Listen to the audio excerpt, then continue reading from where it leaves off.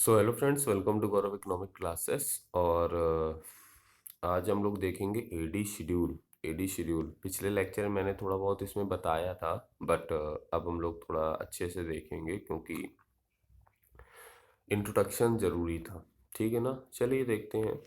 सबसे पहली बात तो यहाँ हमें एडी और वाई का रिलेशन देखना है। एडी और वाई का अपने सिलेबस में क्या है, वाई और एडी का रिलेशन है।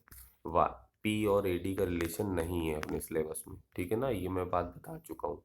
इनकम बढ़ेगी तो एडी भी बढ़ेगा, इंक्रीज होगा, दोनों के बीच में पॉजिटिव रिलेशनशिप है। ठीक है ना।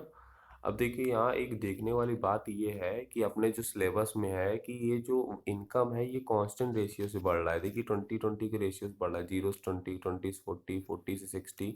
इनकम जो है कांस्टेंट रेशियो से इंक्रीज हो रहा है। और एडी जो है, एडी को हम लोग एग्रीगेट एक्सपेंडिचर भी बोल सकते हैं, प्लान्ड एक्सपेंडिचर भी बोल सकते हैं। ये एडी देखिए 5-5 के रेशियो से बढ़ रहा है। ठीक है ना, 30, 35, 40, 45। ये बात आपको याद रखनी है कि जब भी आप शेड्यूल बनाएंगे तो उसमें ये रखिएगा कि पहली बात ये याद रखिएगा कि ये जो वाई और एडी को कांस्टेंट रेशियो से इंक्रीज कर रहिएगा, कांस्टेंट रेशियो से इंक्रीज करिएगा। और दूसरी बात क्या याद रखनी है, दूसरी बात ये याद रखनी है कि इनकम एक फेज में आपको एडी ग्रेटर देन वाई दिखाना है। ये देखिए जो कि यहाँ हो रहा है। दूसरे फेज में आपको दिखाना है AD is equal to Y, ये देखिए। और तीसरे फेज में आपको दिखाना है y ग्रेटर देन एडी। तीन फेज हैं, मैं आप फिर से लिख देता हूँ। एक फेज है एडी ग्रेटर देन y, एक है AD is equal to y, और एक है एडी लेस देन y। ये तीन फेज आपको याद रखने हैं। जब भी आप कभी शेड्यूल बनाइए या डायग्राम बनाइए, इन तीन फेज़ों को याद रखिए कि एक फेज़ में आपको एडी ग्रेटर देन वाई दिखाना है, एक फेज़ में AD is equal to Y दिखाना है, और एक फेज़ में एडी लेस देन वाई दिखाना है। नॉर्मली हमारे तीन फेज होते हैं। जैसे कि हम लोग, मान लीजिए आप लोग हैं, आप लोग अभी स्टूडेंट हैं, तो आप लोगों की इनकम कुछ नहीं है, बट आप लोग खर्चा कुछ ना कुछ कर रहे हैं कि नहीं कर रहे हैं। तो जब आपके खर्चा कुछ ना कुछ कर रहे हैं तो इसका मतलब क्या हुआ, आपका एग्रीगेट एक्सपेंडिचर ज़्यादा है, आपकी इनकम कम है। अब मान लीजिए कल को आप अर्न भी करने लगे तो थोड़ा बहुत अर्न करेंगे, बट आपकी डिमांड बहुत ज़्यादा होगी, एग्रीगेट एक्सपेंडिचर ज़्यादा होगा। तो ये भी उसी फेज, ये मतलब आप समझ लीजिए ये एक स्टूडेंट फेज होता है, स्टूडेंट लाइफ का फेज है ये, जहाँ आपकी इनकम कम होती है और डिमांड आप ज़्यादा करते हैं। तो ये डिमांड कहाँ से मीट होती है, ये डिमांड आपकी या तो फादर की इनकम से मीट होगी, या तो आपने ही कभी सेविंग कर रखी हो। और ये भी हो सकता है कि आप जॉब से निकाल दिए गए हों, तो फिर क्या कहते हैं कि आपकी इनकम कम हो बट आप डिमांड कर रहे हो, आप अपनी सेविंग से पैसा उठा रहे हैं। ठीक है ना। तो ये तीन फेजेस होते हैं। दूसरा फेज ये होता है कि क्या कहते हैं, जितना आप कमा रहे हैं उतना ही खर्च कर रहे हैं, उतना ही खर्च करने की सोच रहे हैं, तो Y is equal to AD हो गया।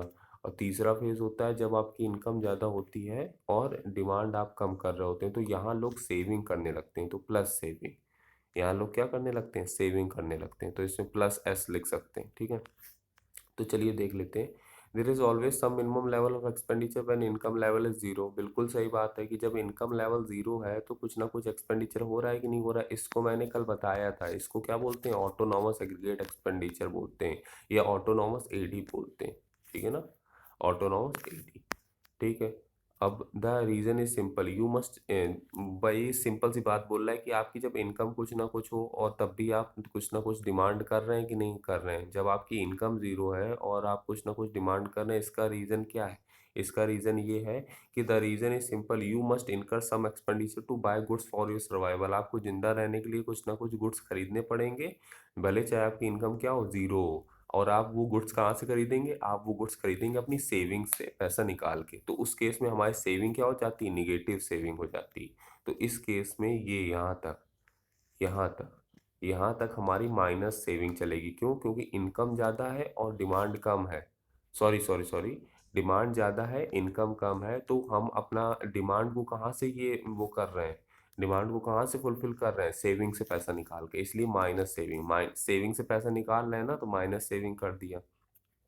यही बात है। देखिए ना, डिमांड भाई 30 और 35 और इनकम हमारी 0 और 20 है, तो हम कहाँ से ये डिमांड को फुलफिल कर रहे होंगे, सेविंग से पैसा निकाल के। तो इसको हम बोलते हैं डिस सेविंग। क्या बोलते हैं, डिस सेविंग। मैं लिख देता हूँ आपके लिए, इस फेस को क्या बोलते हैं, डिस सेविंग, ठीक है, डिस सेविंग, ठीक है। अब देखिए दूसरा, AD increases as Y increases, जैसे जैसे देखिए एडी बढ़ रहा है, एडी जैसे जैसे बढ़ रहा है वैसे वैसे वाई बढ़ रहा है कि नहीं बढ़ रहा है, बढ़ रहा है। दूसरा रिलेशनशिप हो ये हो गया, तो दोनों पॉजिटिवली रिलेटेड है, ठीक है। और एक पॉइंट बात देखिए, जो हमारी इनकम है वो ज़्यादा रेशियो से बढ़ रही है, और जो देखिए यहाँ तक देखिए, आप यहाँ तक देखिए, पहले हमारी इनकम जो थी वो क्या कहते हैं 0 20 40 थी, और एडी कितना था 30 35 40, मतलब यहाँ तक एक तरीके से इनकम और एडी बराबर रहे हैं, इक्वल रहे हैं। बट एक पॉइंट बाद ऐसा हुआ कि हमारी इनकम ज़्यादा रेशियो से बढ़ने लगी, देखिए 60 80 100 120, इनकम ज़्यादा रेशियो से बढ़ने लगी और एडी पीछे छूट गया। वही बात है, सिंपल बात है, जब आप लोग अर्न करने लगते हैं तो आप पूरा पूरा पैसा तो डिमांड कर, पूरा पूरा पैसा तो उड़ा तो देते नहीं है, तो उसमें क्या करने लगते हैं लोग, इस फेज में सेविंग करने लगते हैं, तो प्लस सेविंग प्लस एस, इस फेज में लोग क्या करने लगते हैं, सेविंग। तो वही बात है कि दोनों वाई और एडी इंक्रीज तो कर रहे हैं, बट वाई, देखिए पहले वाई और एडी इंक्रीज तो कर रहे हैं, बट कुछ समय बाद ये हुआ कि एडी हमारा ही काफ़ी पीछे छूट गया, वाई हमारा काफ़ी आगे बढ़ गया, ठीक है ना। तो वाई हमारा बहुत ज़्यादा आगे बढ़ गया, एडी हमारा पीछे छूट गया, ठीक है ना। ये यही चीज़ यहाँ लिखी है, ये थर्ड पॉइंट में यहाँ लिखी। क्यों ऐसा हुआ, क्योंकि लोग सेविंग स्टार्ट कर दी भाई, लोगों ने सेविंग स्टार्ट कर दी, इसलिए हमारी इनकम ज़्यादा रेशियो से इंक्रीज हो रही है और एग्रीगेट डिमांड कम रेशियो से इंक्रीज हो रहा है, ठीक है ना। अब डायग्राम देखते हैं इसका। डायग्राम देखने से पहले सबसे पहली बात, डायग्राम बनाया हम लोगों ने।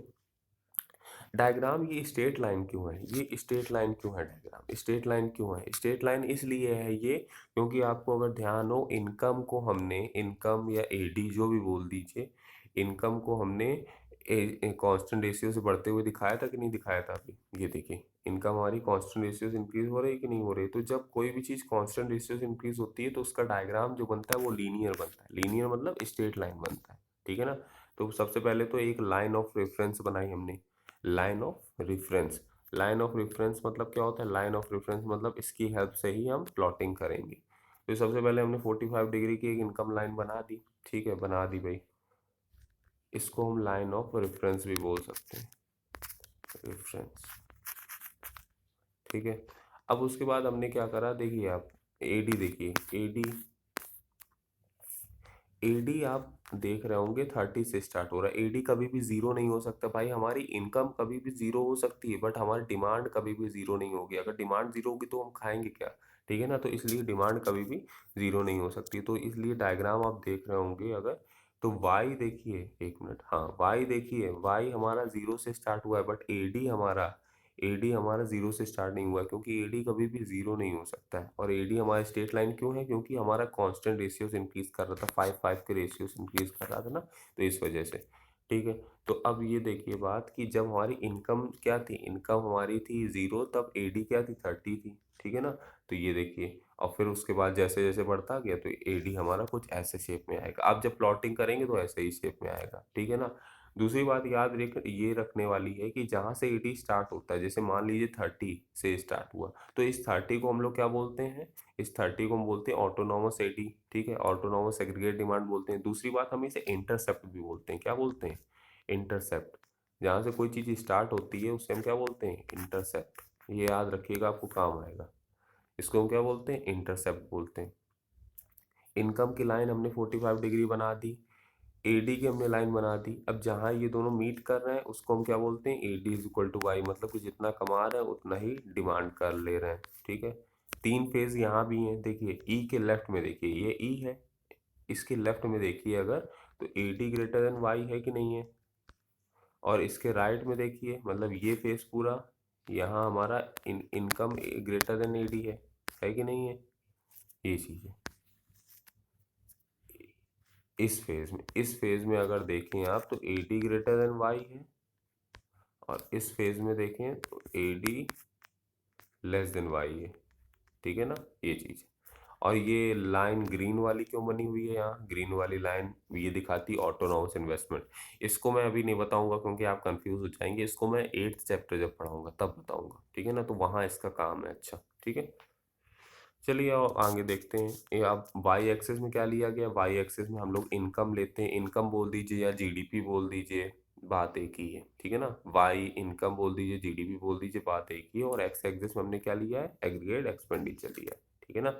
याद रखिए, सबसे पहले आपने एक्स एक्सिस में इनकम, नॉर्मली एग्रीगेट डिमांड के जितने भी चैप्टर हैं वहाँ वाई एक्सिस में इनकम ही लिया गया है, इनकम को ही लिया गया है, ठीक है ना। इनकम बोल दीजिए या जीडीपी बोल दीजिए। और यहाँ जीडीपी कौन सी है, रियल जीडीपी।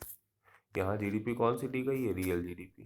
ये मैं बताऊंगा आपको आगे क्यों ये रियल जीडीपी ली गई है, ठीक है। ये इसका एक्सप्लेनेशन है। ये जो नॉर्मली अभी मैंने बताया अभी आपको कि भाई यहाँ क्या हो रहा है, मान लीजिए ई के लेफ्ट में देखिए आप, एक मिनट रुकिएगा, हाँ। ई के लेफ्ट में देखिए, ई के लेफ्ट में हमारी एडी ज़्यादा है और इनकम कम है, तो इसका मतलब यहाँ क्या हो रहा होगा, यहाँ डिस सेविंग हो रहा होगा। डिस सेविंग मतलब माइनस सेविंग हो रहा होगा। डिस सेविंग मतलब समझते हैं ना, मतलब सेविंग से जब हम पैसा निकालने लगते हैं, सेविंग जब बिल्कुल नहीं होती है और सेविंग से हम पैसा निकालते हैं, तो ई के लेफ्ट में क्या हो रहा है, ई के लेफ्ट में हो रहा है डिस सेविंग मतलब माइनस सेविंग। और ई के राइट में ये वाला फेस, ये ई के राइट में हो रहा है प्लस एस। क्या हो रहा है, सेविंग्स हमारी ज़्यादा हो रही है क्योंकि इनकम ज़्यादा है, तो उससे इनकम ज़्यादा है, डिमांड कम है। इनकम वाली लाइन ये है, डिमांड वाली लाइन ये है, तो यहाँ प्लस एस हो रहा है। और यहाँ एडी ज़्यादा है, इनकम कम है, तो यहाँ माइनस एस मतलब डिस सेविंग, ठीक है ना।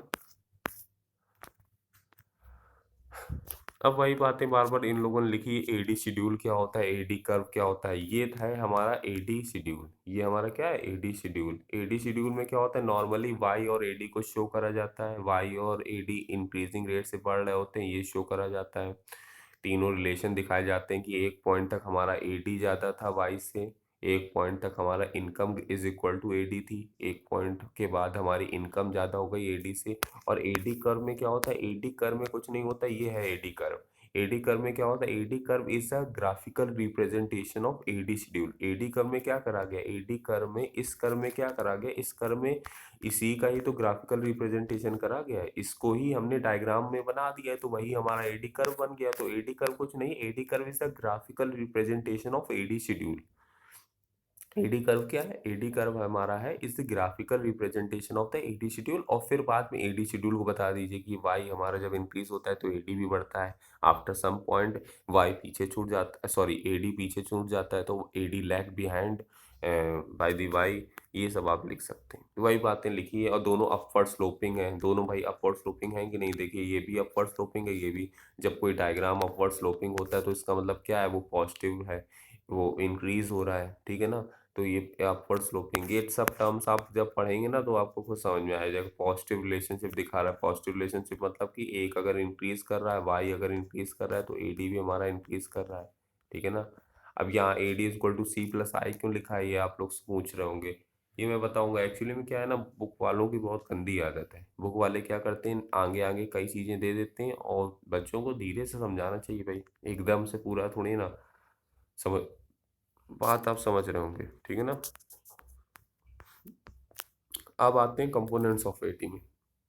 एडी को सबसे पहली बात हम लोग एग्रीगेट एक्सपेंडिचर भी बोल सकते हैं, प्लान्ड एक्सपेंडिचर भी बोल सकते हैं। और हम लोग यहाँ कौन सी एडी की बात कर रहे हैं पूरे सिलेबस में, हम लोग यहाँ बात करेंगे एक्स एंटे एडी की, एक्स एंटे एडी की। एक्स एंटे एडी मतलब प्लान्ड एडी की हम बात करेंगे, एक्स पोस्ट एडी अपने सिलेबस में नहीं है, ठीक है ना। तो चलिए, a component of AD, AD के दो कंपोनेंट। एडी सबसे पहली बात, दो तरीके की हमारी इकोनॉमी होती है, एक होती है क्लोज्ड इकोनॉमी, एक होती है ओपन इकोनॉमी। अगर आपने इंडियन में ध्यान दिया हो, क्लोज्ड इकोनॉमी मतलब कि जब पूरा, जब बाहर के देशों से मतलब नहीं रख रहे हैं, आउटसाइड द कंट्री मतलब नहीं रख रहे हैं, मतलब कि इंडिया ही में सारा सब कुछ हो रहा है। और ओपन इकोनॉमी मतलब जब हम बाहर के देशों से भी मतलब रख रहे हैं, बाहर के देशों से भी हमारा एक्सपोर्ट इंपोर्ट हो रहा है। तो एडी को सबसे पहले हम देखते हैं क्लोज्ड इकोनॉमी में, ठीक है।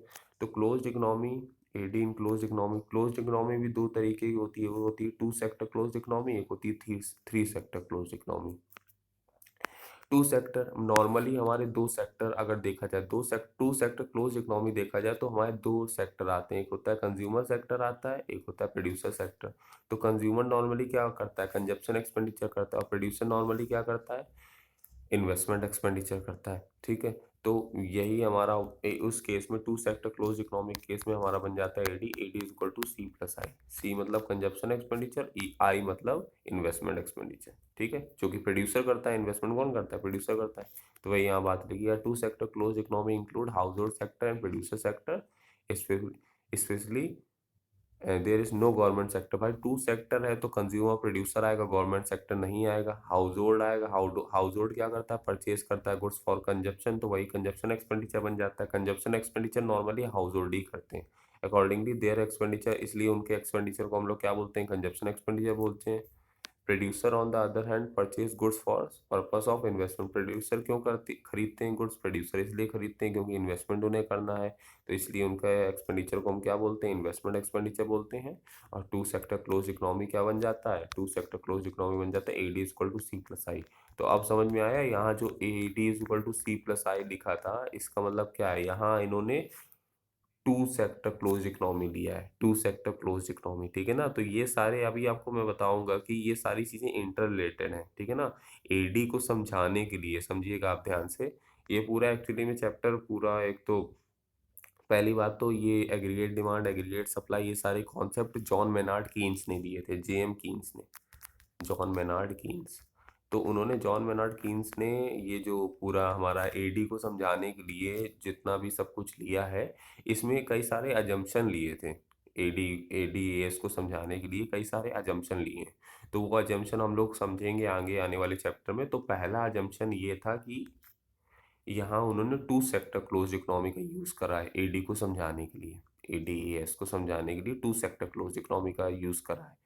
और दूसरी बात, यहाँ ऑटोनॉमस इन्वेस्टमेंट दिया है, ये मैं बताऊंगा ऑटोनॉमस, आप चिंता ना करिए कि भाई एकदम से ऑटोनॉमस इन्वेस्टमेंट कहाँ से आ गया, मैं बताऊंगा आपको।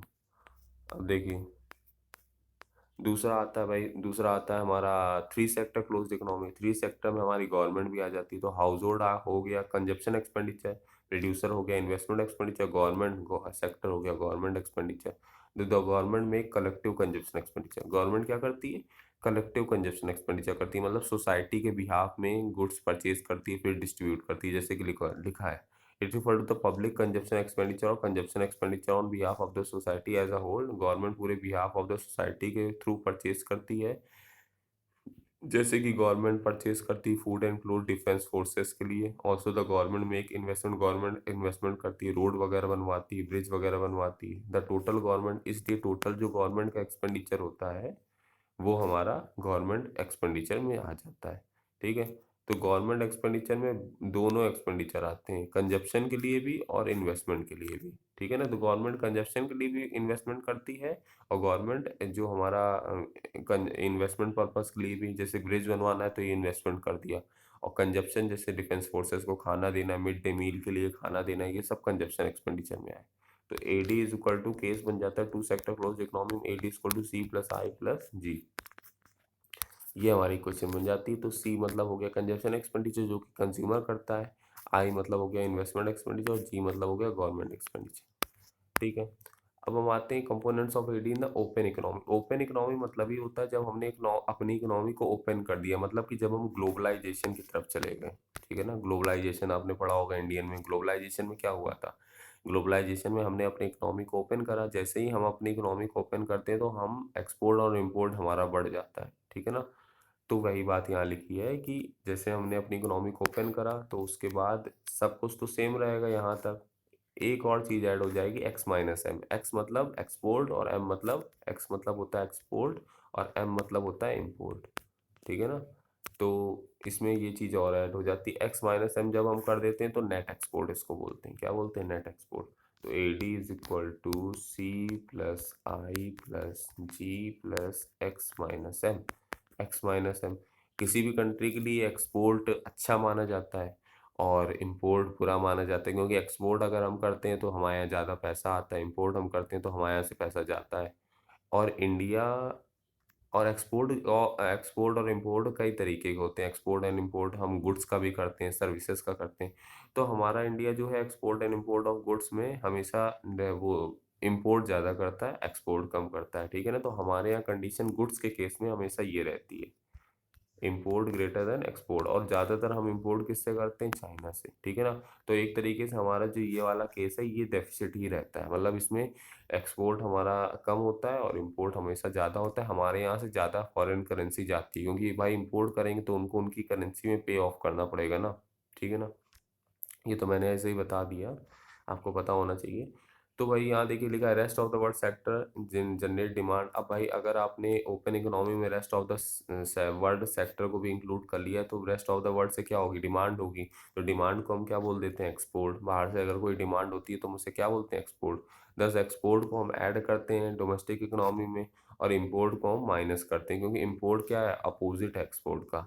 अगर वाइल एक्सपोर्ट इंक्रीज एडी, अगर जब हमारा एक्सपोर्ट बढ़ेंगे तो हमारे यहाँ डिमांड भी बढ़ेगी, भाई बाहर से कोई चीज़ हम सेल ज़्यादा कर रहे हैं, बाहर कोई चीज़ सेल हम ज़्यादा कर रहे हैं, तो इसका मतलब क्या है, एडी भी एग्रीगेट डिमांड ज़्यादा बढ़ रही, और इंपोर्ट से हमारी डिमांड कम होती है। Accordingly we find the value of net export, इसीलिए हम लोग नेट एक्सपोर्ट की वैल्यू फाइंड करते हैं। और हमेशा ध्यान रखिए एग्रीगेट डिमांड में एक्सपोर्ट प्लस होता है और इम्पोर्ट माइनस होता है, ठीक है। तभी देखिए यहाँ लिखा है export minus import, x plus x यहाँ प्लस हो जाएगा एडी में, और ये माइनस होता है, ठीक है ना। आप समझ गए होंगे यहाँ तक, ठीक है। इसके बाद का हम लोग नेक्स्ट लेक्चर में देखेंगे। Thank you very much, keep watching Gaurav economic classes.